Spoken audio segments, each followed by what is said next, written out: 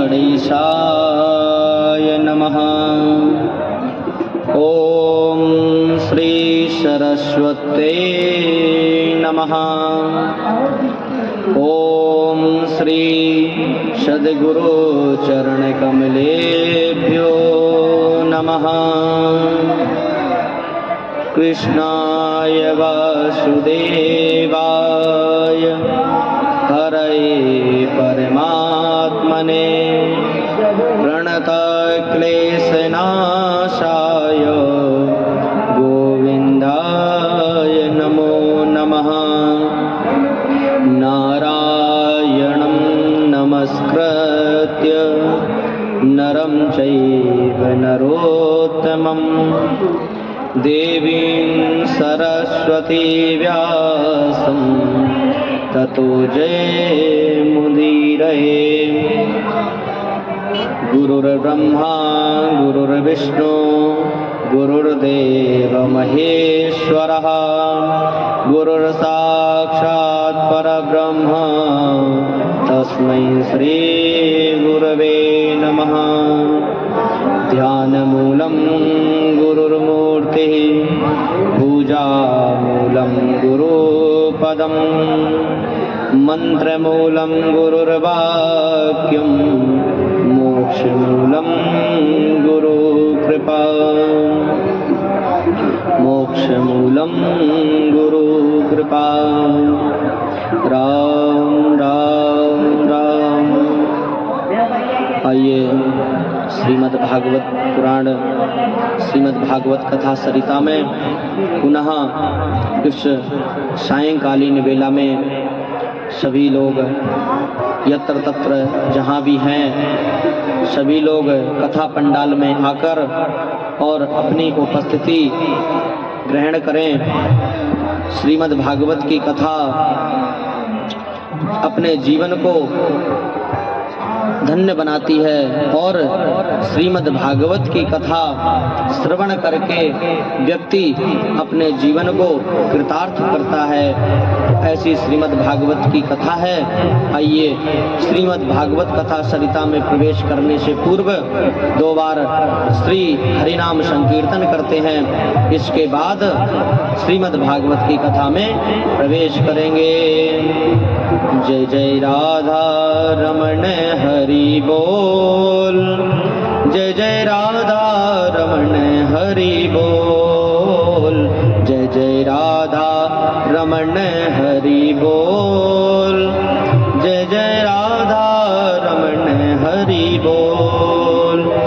हरि बोल हरि बोल हरि हरि हरि बोल। हरि बोल हरि बोल हरि हरि हरि बोल। जय जय राधा रमण हरि बोल। जय जय राधा रमण हरि बोल। जय जय राधा रमण हरि बोल। जय जय राधा रमण हरि बोल। हरि बोल हरि बोल हरि हरि हरि बोल।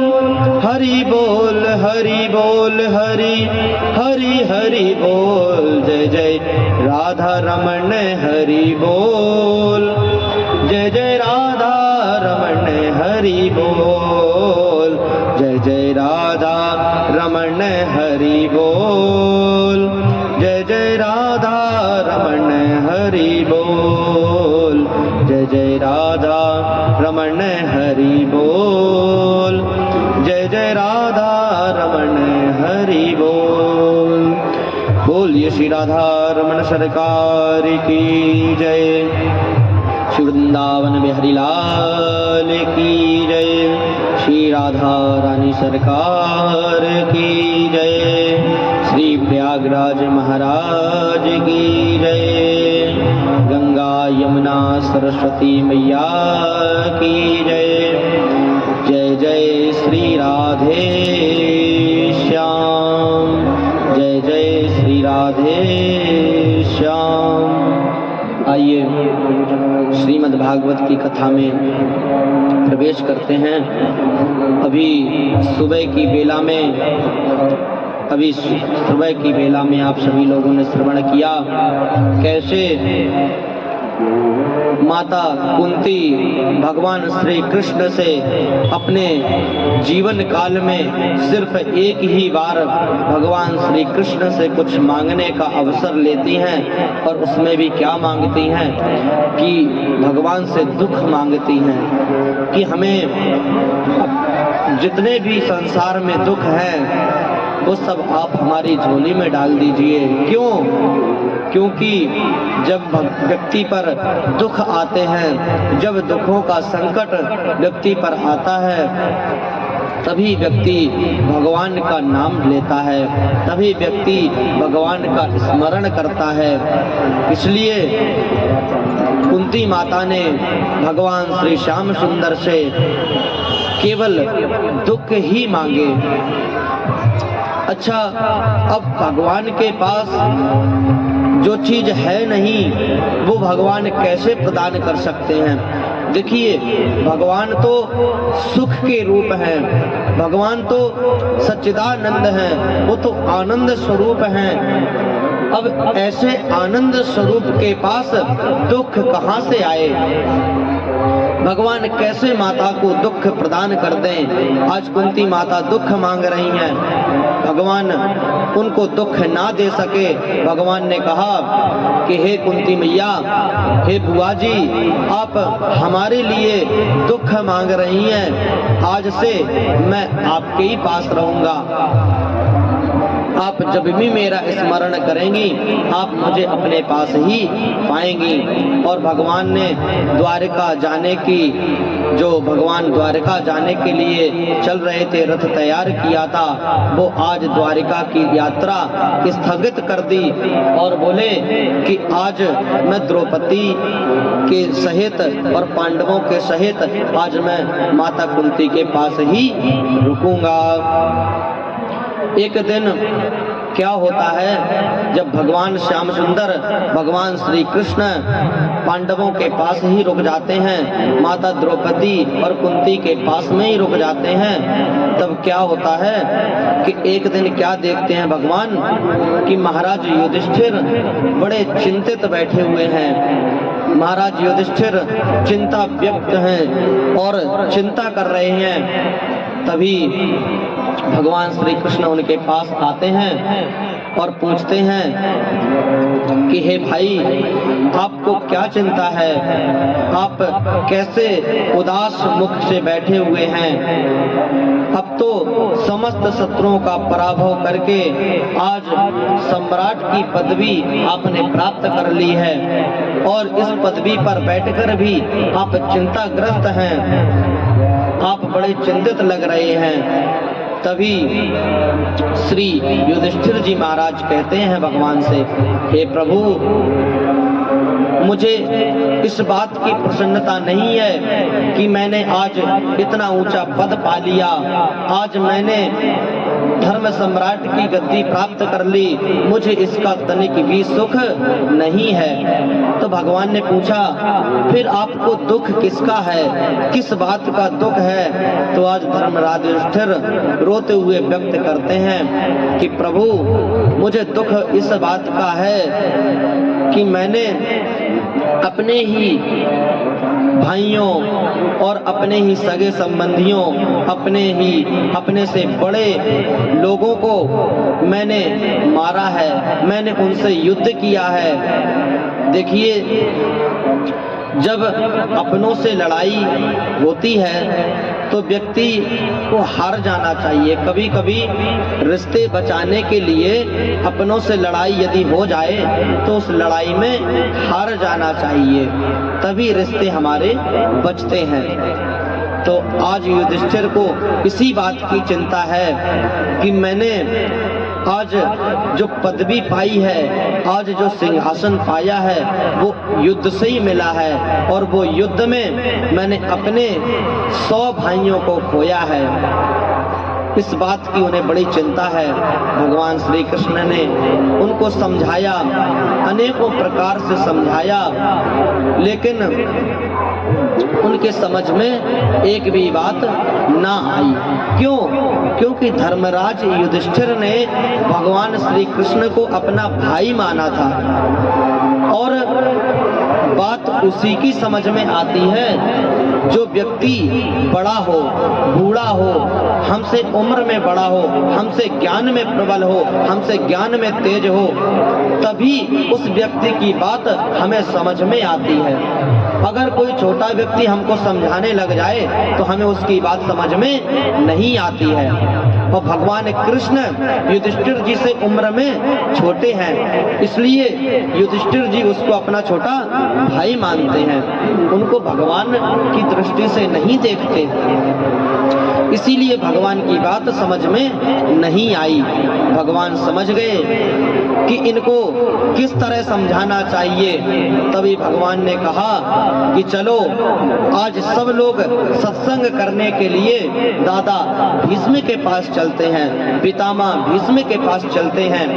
आज सभी पांडवों को लेकर, माता कुंती को लेकर और द्रौपदी को लेकर भगवान श्री कृष्ण आज बाणों की सैया पर लेटे दादा भीष्म के पास पहुंच गए। पितामह भीष्म बाणों की सैया पर लेटे हुए हैं। जैसे ही भगवान कृष्ण वहां गए तो अर्जुन ने देखा कि दादा भीष्म लेटे हुए हैं। अर्जुन ने जाके प्रणाम किया तो दादा भीष्म ने आवाज पहचान ली और कहा, अर्जुन अरे तुम्हारा सारथी नहीं आया क्या?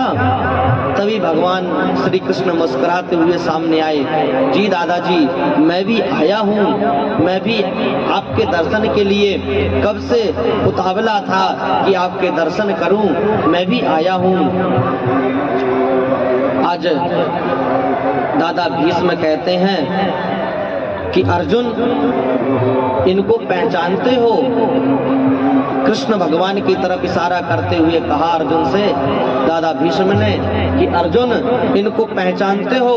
अर्जुन ने कहा हाँ, इन्हें कौन नहीं जानता, ये दादाजी भीष्म हैं और हमारे मामा वसुदेव जी के पुत्र भगवान श्री कृष्ण हैं। पितामह भीष्म हंसते हुए कहते हैं कि इनको तुमने केवल कृष्ण ही मान लिया, इनको केवल तुमने तुम्हारा जो इन्होंने कार्य किया, तुम्हारा रथ हाँका, जो भी तुम्हारा कार्य किया, तुमने सिर्फ इनको सारथी मान लिया, अपना सखा मान लिया, अपना मित्र मान लिया। अरे ये परब्रह्म परमात्मा है, ये जगदीश्वर हैं, हम सब में जिनकी आत्माएं हैं, जिनके कारण हम बोल पा रहे हैं, हम चल पा रहे हैं, ये इन्हीं की सामर्थ्य है, इन्हीं की शक्ति से हम चल पा रहे हैं, हम बोल पा रहे हैं। यदि हम कुछ लायक बने हैं तो वो इनकी ही शक्ति है, ये परब्रह्म है। ये तुमने पहचानने में भूल की जो आज तक तुम केवल इनको सारथी ही मानते रहे। कभी तुमने सारथी माना, कभी जी गुरुजी बनकर उनसे गीता का उपदेश ले लिया और कभी कभी संदेश वाहक बनकर उनको संदेश भिजवाया, उनसे संदेश भिजवाया।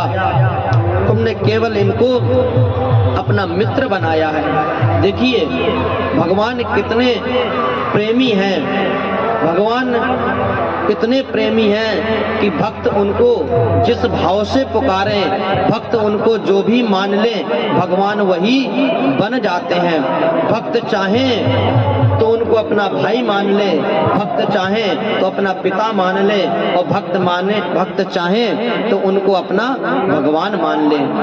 जो भी माने भगवान वही बन जाते हैं।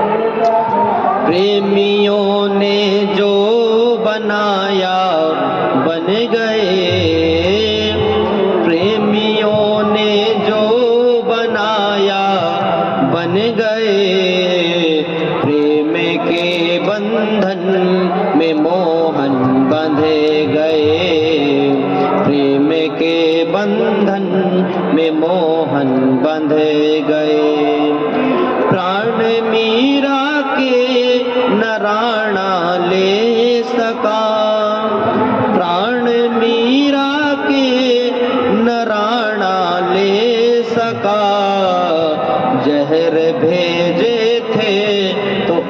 अमृत बन गए, जहर भेजे थे तो अमृत बन गए।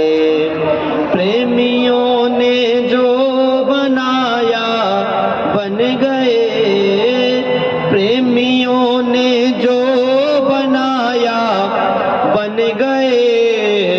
प्रेम के बंधन में मोहन बंधे गए, प्रेम के बंधन में मोहन बंधे गए। बोल बाके बिहारी लाल की जय। भगवान इतने सरल हैं कि आप जो भी उनको बनाना चाहें आप उनको बना सकते हैं। आप अपना पिता मान लें, यहाँ तक कि भक्तों ने भगवान को अपना पुत्र माना तो भगवान उनके पुत्र बन गए। भगवान इतने सरल हृदय हैं, अपने भक्तों के लिए भगवान कुछ भी बन जाते हैं और अपनों भक्तों की इच्छा पूर्ण करते हैं। धन्य है प्रभु, ऐसे प्रभु को बारंबार प्रणाम है कि भक्त जो भी कहें वो भगवान बन जाते हैं। सदैव देवो भगवान प्रतीक्षतां कलेवरम। अब दादा भीष्म कहते हैं कि हे प्रभु, मैं आपके दर्शन करना चाहता हूँ। भगवान ने कहा कि पितामह मैं तो आपके सामने ही खड़ा हूँ।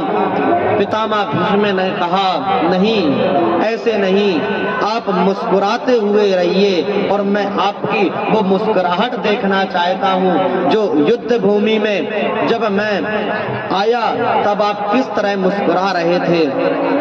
क्यों?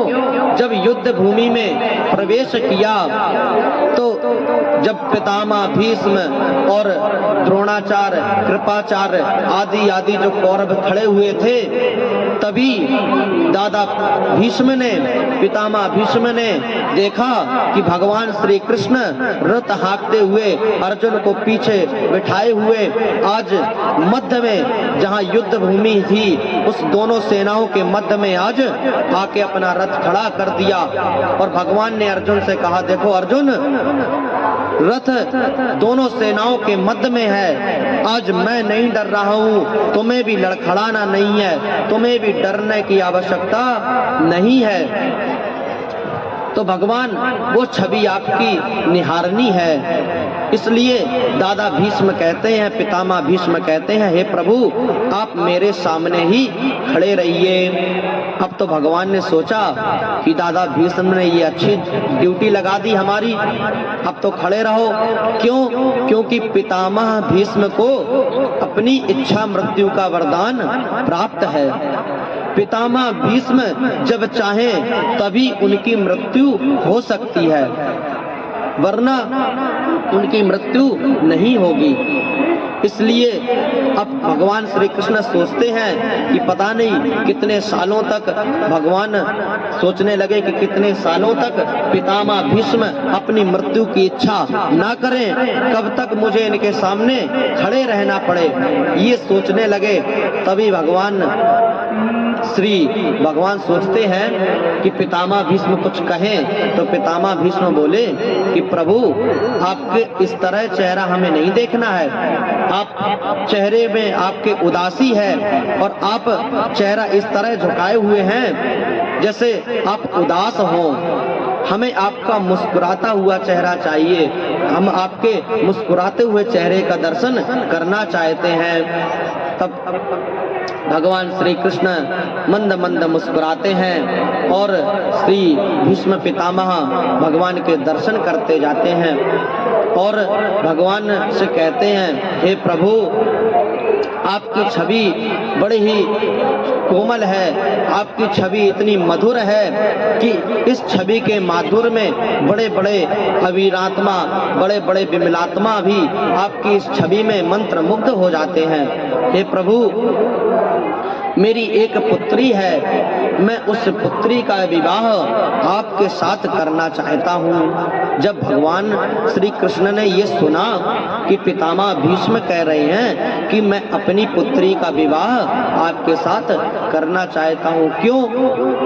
अब भगवान श्री कृष्ण ने जैसे सुना तो भगवान कृष्ण मुस्कुराए और कहा, पितामह, अरे आपका तो विवाह ही नहीं हुआ है, फिर आप किसकी पुत्री की बात कर रहे हैं? आपकी कौन सी पुत्री है? तब पितामह भीष्म कहते हैं, इतिमति रूपे कल्पिता वितेष्टा भगवती शाश्वत पुंगवे विभूम्नि स्वसुखमुपगते क्वचित् विहर्तुं प्रकृतिमुपेयुष यद्भव प्रवाह। पितामह कहते हैं, मेरी जो ये मति है ना, मेरी ये जो बुद्धि है ना, इसी को मैंने अपनी पुत्री माना है और मैं इसी पुत्री का विवाह आपके साथ करना चाहता हूँ। क्योंकि जिस तरह पुत्री हो उसी के गुण और उसी के रूप को देखकर वर खोजा जाता है। तो आज भीष्म पितामह कहते हैं, मैं वर ढूंढते ढूंढते परेशान हो गया हूँ।